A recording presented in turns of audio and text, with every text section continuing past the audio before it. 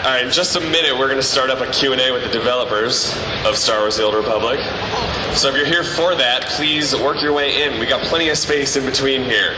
Come on in. You don't have to hang out on the aisles. Even if you're like, I don't know if I'm going to stay or not, it's fine. Just come on in. You can leave. We won't be insulted. Bye. But go ahead and step inside. There's still some seats over here. Maybe one over here. Maybe you can be really nice and sit in someone's lap. Ask first.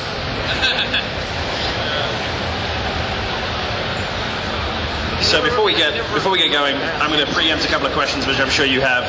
Number one, 1.2 is coming very soon, despite what some people may have said on a panel last night.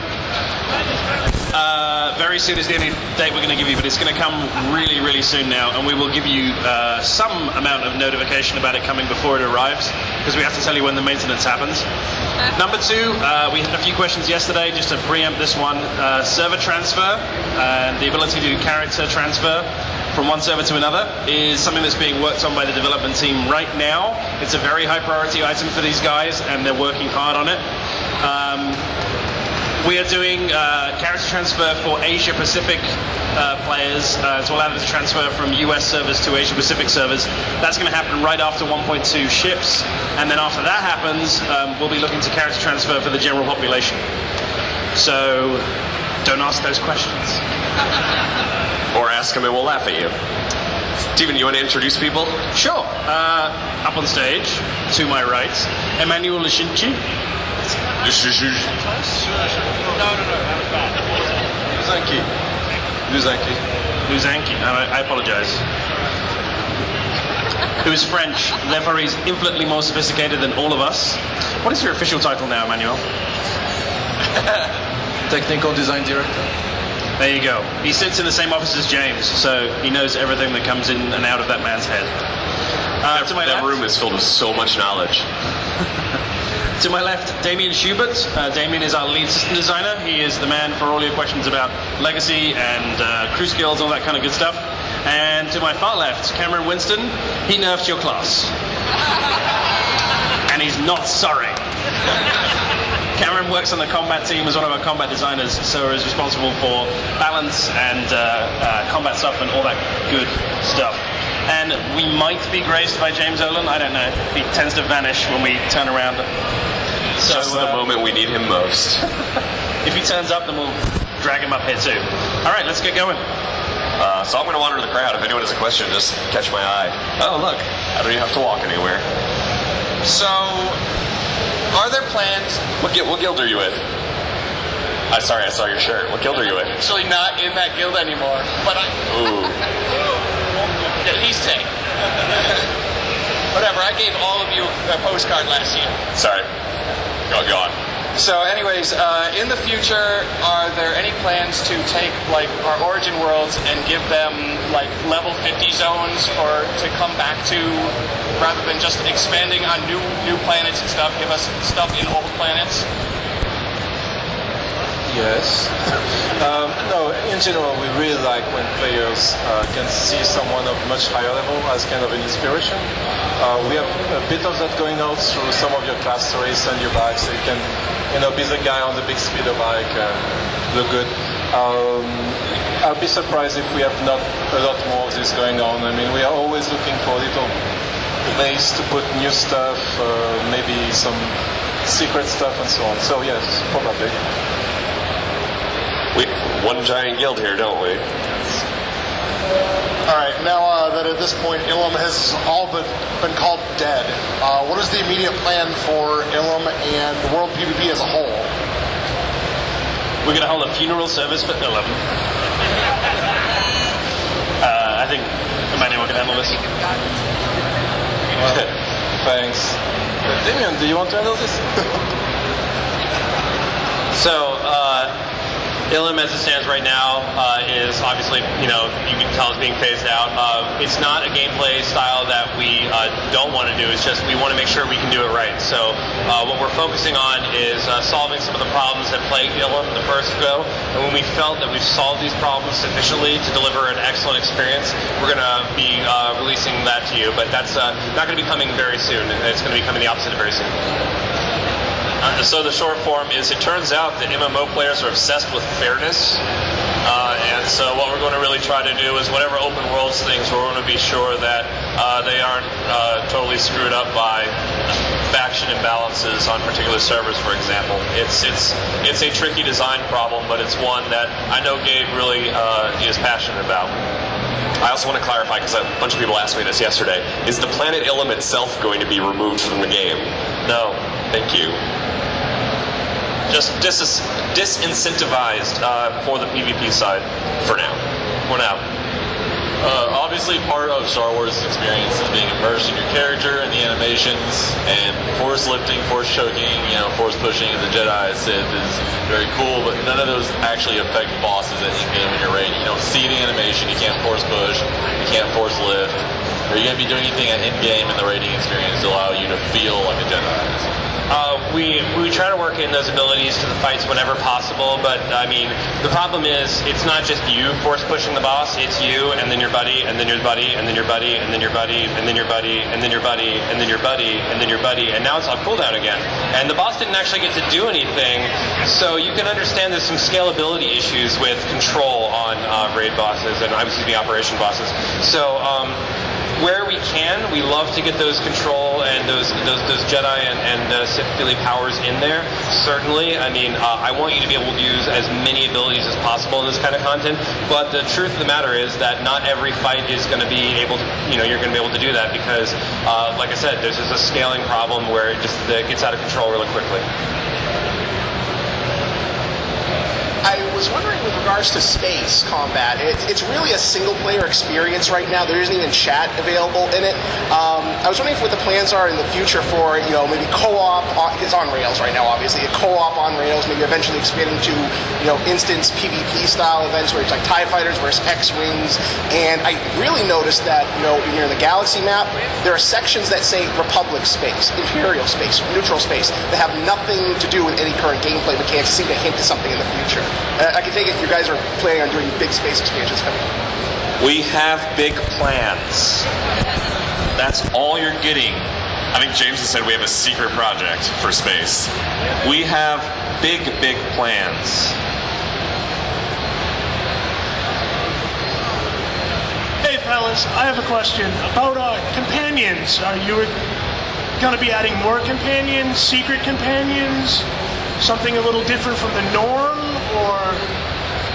We have plans to add a companion here and there. The thing about companions is they're a lot of writing and a lot of work.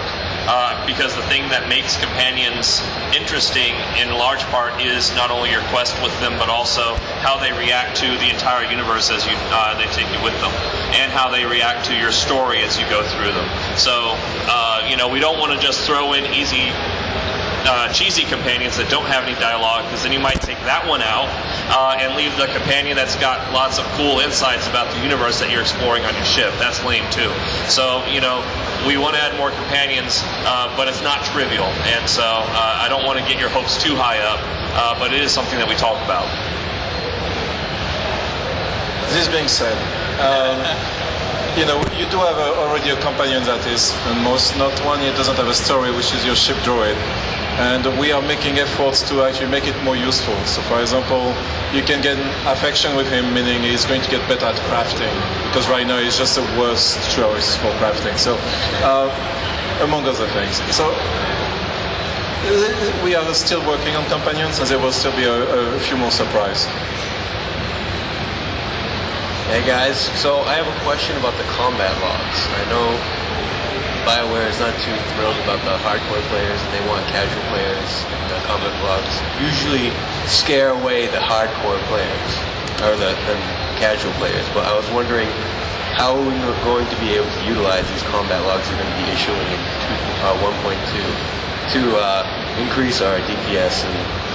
So in 1.2, the main focus is getting the information out to you guys, and the goal of the combat log is going to be like more of an offline kind of thing. We're going to be recording the information that happens to you and that you generate, and then you're going to be able to take that data and kind of look at it and evaluate your own performance.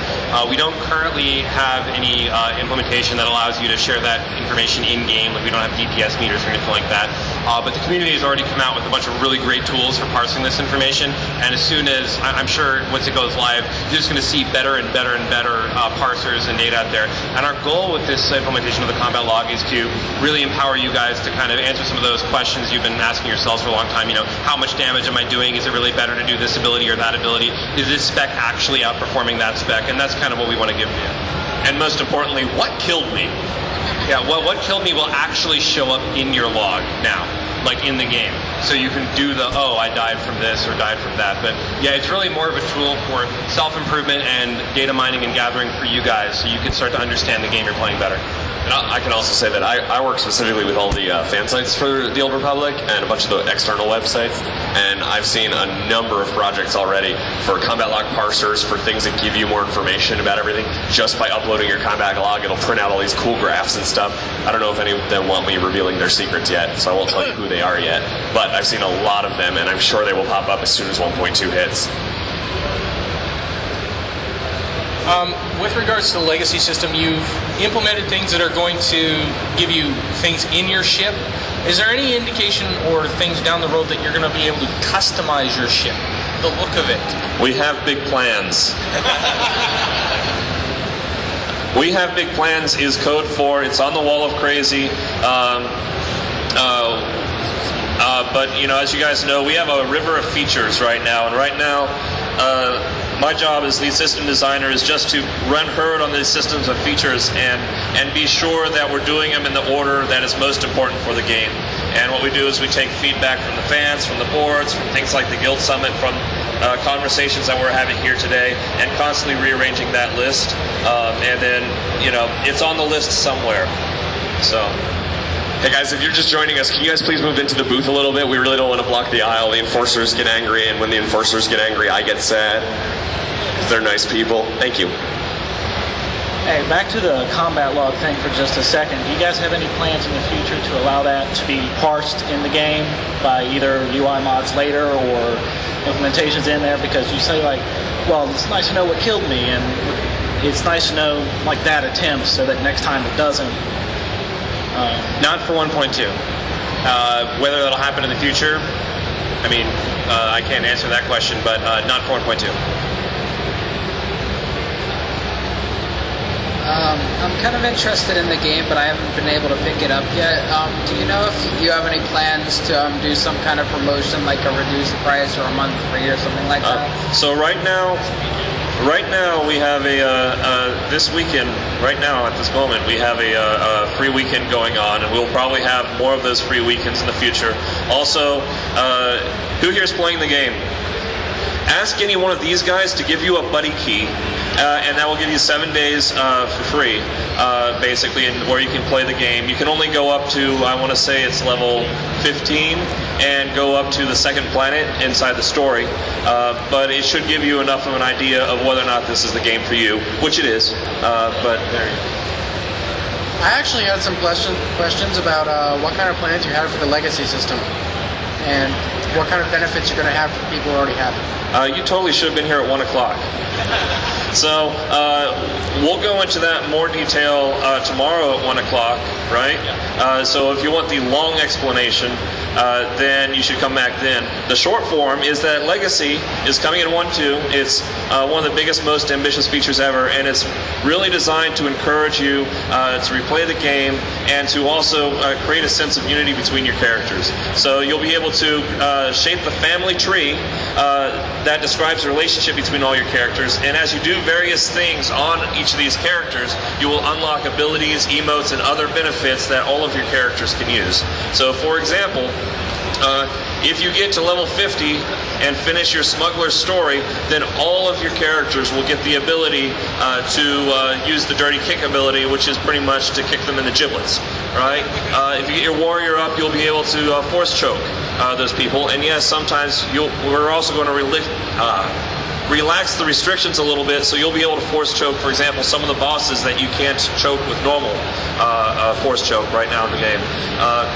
If you have in PvE.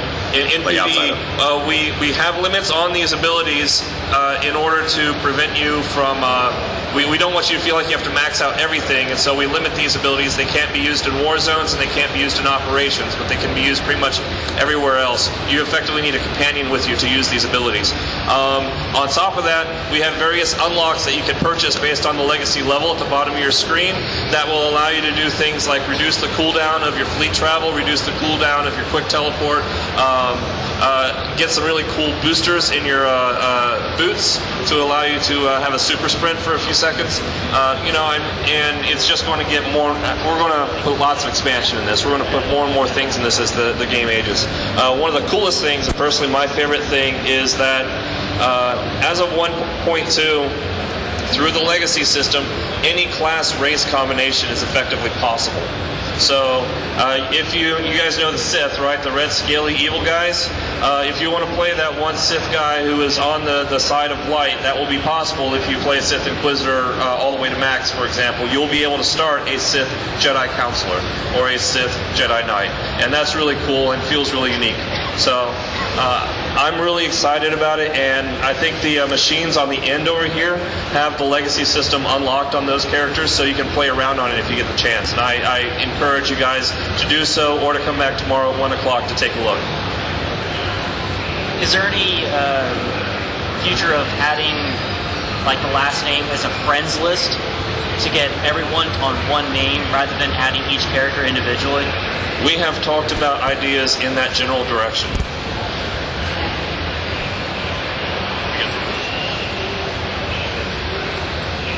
About the legacy things again, do you have to have your characters, do the legacy benefits also apply to characters that you haven't yet attached to the family tree thing? Yes, pretty much everybody who is on the same server and the same account are considered to be part of the same legacy, whether or not you've joined them or not. The family tree is effectively a really pretty role-playing tool. I won't lie to you. It's really cool, but it's the impact of the family tree is not all that much. Okay, so a lot of us that PvP have made adjustments to our gameplay to compensate for the resolve system right now. But do you have any plans to make adjustments to it in the upcoming patches at all? Or could you be a little bit more specific? What do you mean, like compensate for the resolve system? Like, for example, in Puttball, we have to carefully learn how to control our stuns so that we can keep them in the fire or such.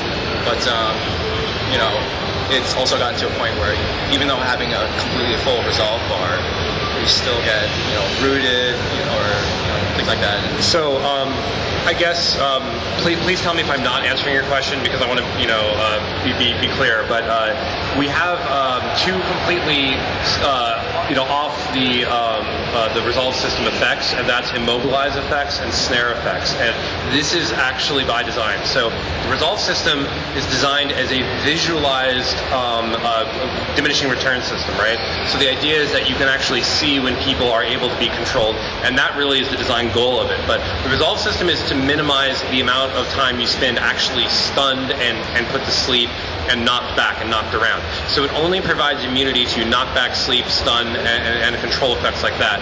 The rooting or immobilize effects and the snare or slow effects that affect players are off the system intentionally, and that's because from a combat standpoint, we've designed these effects to be part of a kiting, anti-kiting game, which is completely separate from resolve. Some classes that don't have that need to establish range or establish close distance require these effects as part of their rotations in order to do their damage and be effective. So I guess really there is some confusion with some players where they have a hard time distinguishing between a root or an immobilize effect that stops you from moving and a stun effect which stops you from acting.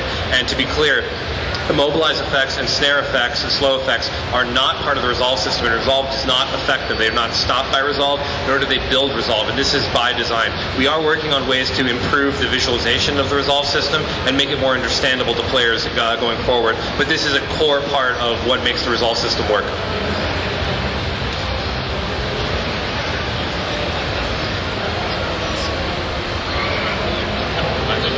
Question about endgame.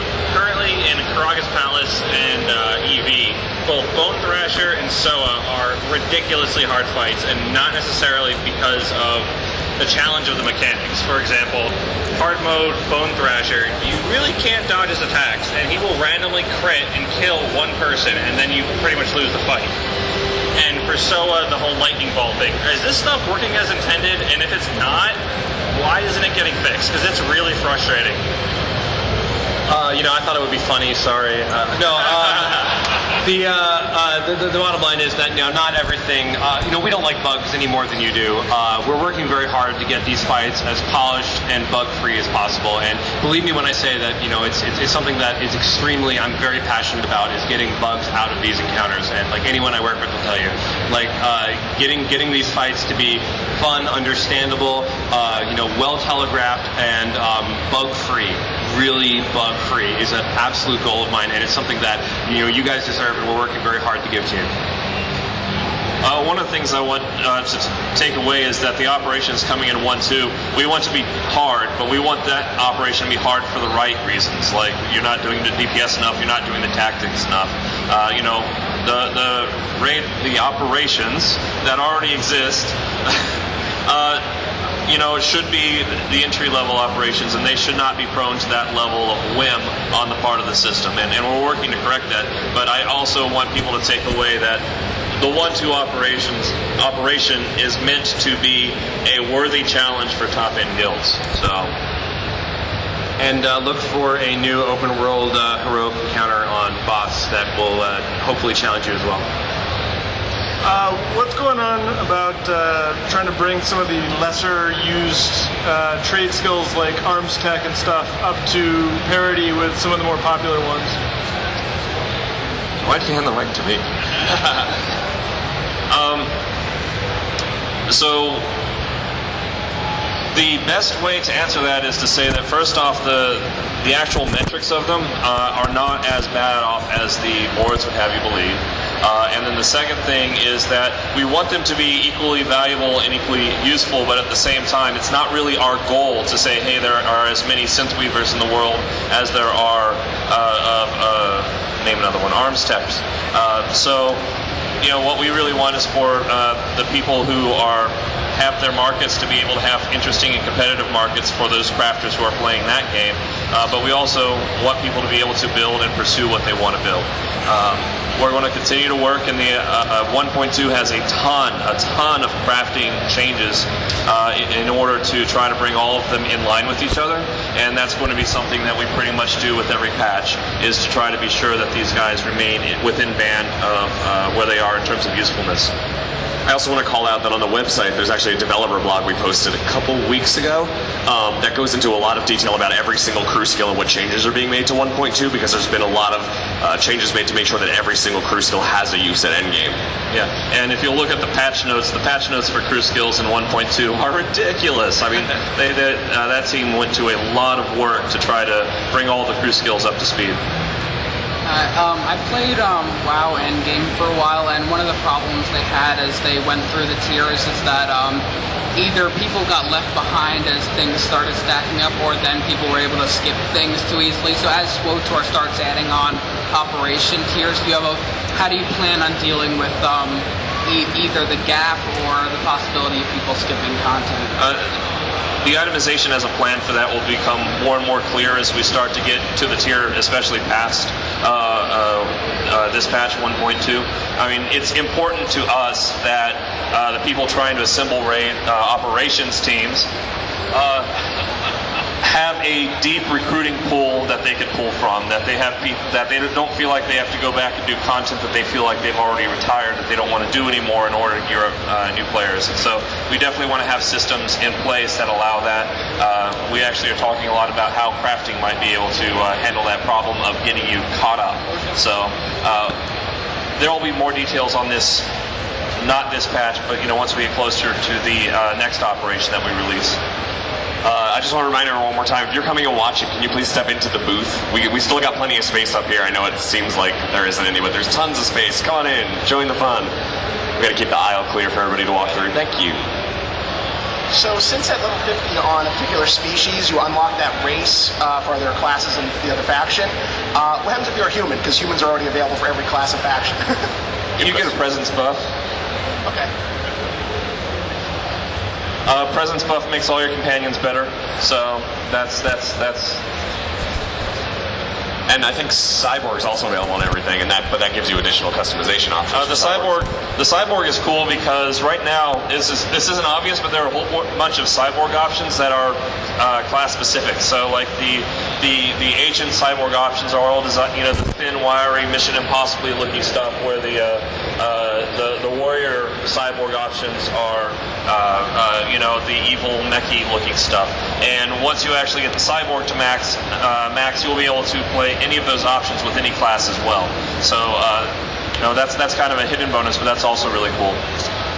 I have a question about performance. I have a lot of guild members who complain about low frames in certain war zones and raids and stuff like that. What are you guys doing to fix the problem?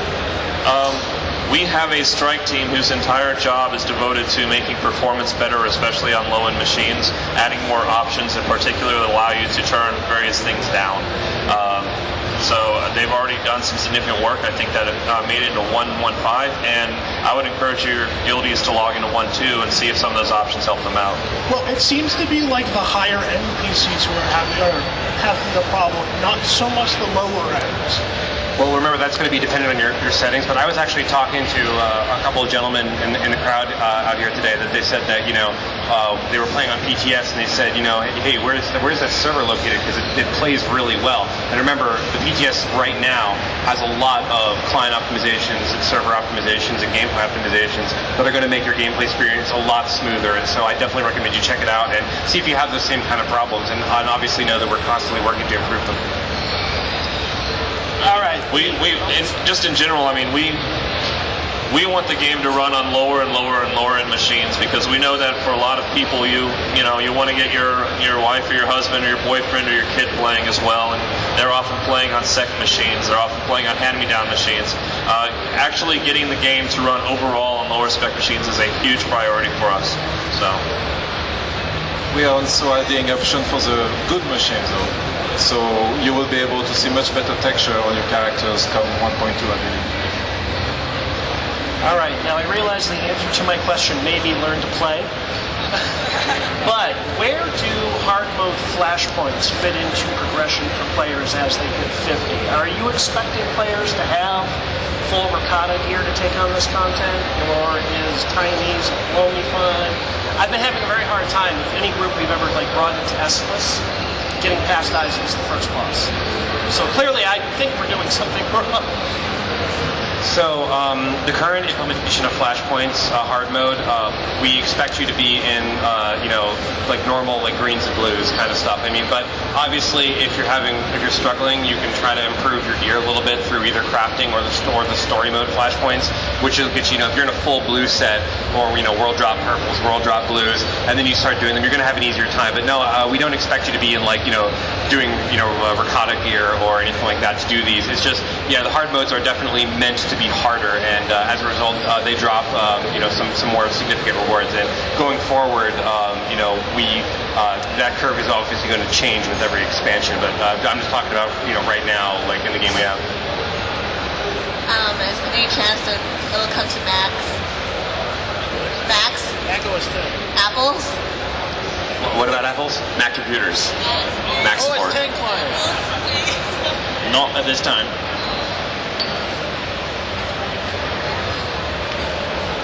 Do you have any plans to add more character slots? we are talking about it. Per server. It's become more and more vital with the legacy system, and so it's something that we're talking about. I have no ETA for you at this time. Hey, I have a quick question about the amount of servers. We have quite a few servers, and when I first joined into the one I'm in right now, it was, I think, heavy, and then it's slimmed down since then, and I see some servers are light, some servers are medium. Will there ever be server mergers in the future? And the second part to the question is, will there ever be the ability to transfer characters between servers? I'm going to guess you came in late, which is fine. I mentioned at the top that, character transfer has been worked on right now. It's a high priority for the development team. And we'd be doing character transfer before we do any other thing that shall not be named.